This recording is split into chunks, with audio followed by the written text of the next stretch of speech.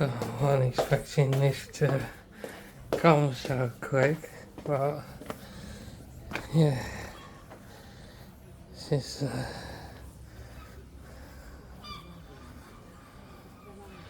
200-watt one.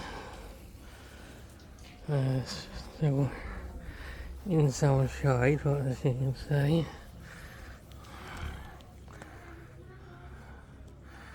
It's bringing in more than what that one does. The most I've seen on that one is about 70 watts.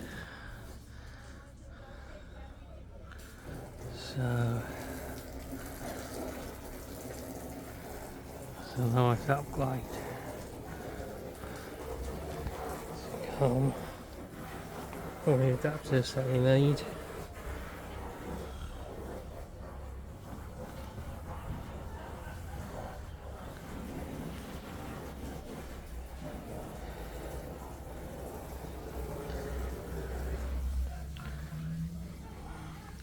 Saying 55 watts. Best place to put it would be up there somewhere. If I could hang it up there somehow.